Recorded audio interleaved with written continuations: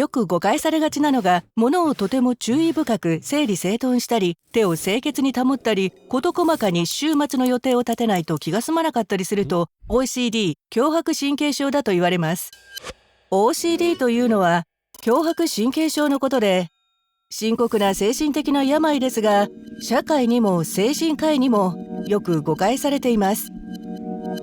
その根拠のない誤解を解いていきましょう。誤解その1、儀式のように繰り返される行動は OCD である。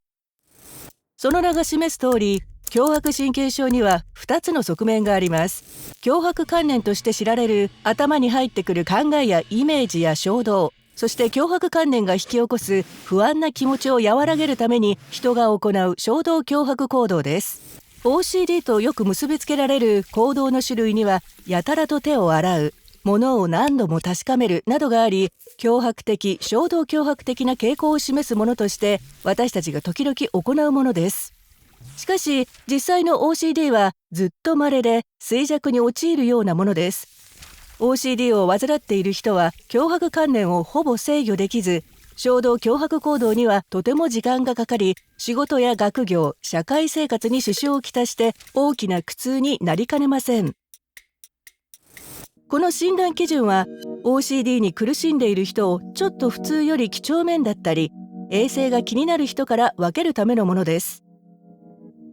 誤解その2、OCD の主な症状はやたらと手を洗うことである。手を洗うというのはポップカルチャーでよく見られる OCD のイメージですが、強迫観念や衝動脅迫は様々な形をとります。強迫観念が汚染や病気への恐怖となることもあれば、他人を傷つけやしないかという不安になったり、数字、パターン、道徳観、性同一性に心をとらわれることもあります。衝動脅迫行動も過剰な潔癖や何度も確認することから、物の配置に非常に厳格になることや、決められたルートでしか歩かないことまで様々です。誤解その3、OCD の人は非理性的な自らの振る舞いに無自覚である。実は OCD を患う人の多くが自分の強迫観念と衝動脅迫行動の関係についてよく理解しています。非理性的であることに気づいていながらも、こうした考えや行動を避けることができないのが OCD が苦しいものである理由の一つなのです。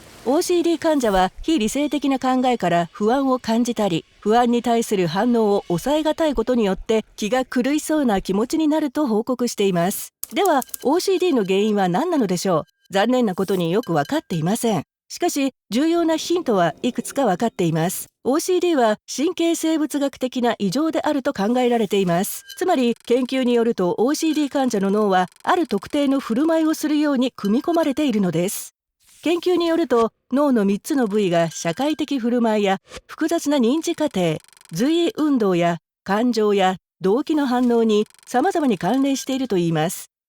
もう一つのヒントは OCD がセロトニン値が低いことと結びつけられているということで、これは神経伝達物質で脳の構造の間の刺激伝達や生命維持活動の統制を行っており、気分や攻撃性、衝動の統制や睡眠、食欲、体温や痛みを制御していることです。しかしセロトニンやこうした脳の部位は OCD の原因なのでしょうか。それとも未だ解明されていないこの病気の隠れた原因の症状なのでしょうか。おそらくその答えはもっとよく脳について理解するまで明らかになることはないでしょう。でも嬉しいことに OCD には様々な効果的治療法があります。脳細胞がセロトニンを再吸収するのを防ぐことによってセロトニン値を上げる薬や患者の不安を徐々に減ずる行動療法、またある場合においては電気痙攣療法や他の治療が効かない場合には手術なども考えられます。自分の脳によって欺かれていると知りながら脳の指令を拒むことができないのはとても苦しいものです。しかし知識と理解があれば助けを求めることができます。そして脳に関するこれからの研究によって私たちが探し求める答えはついに導かれるかもしれません。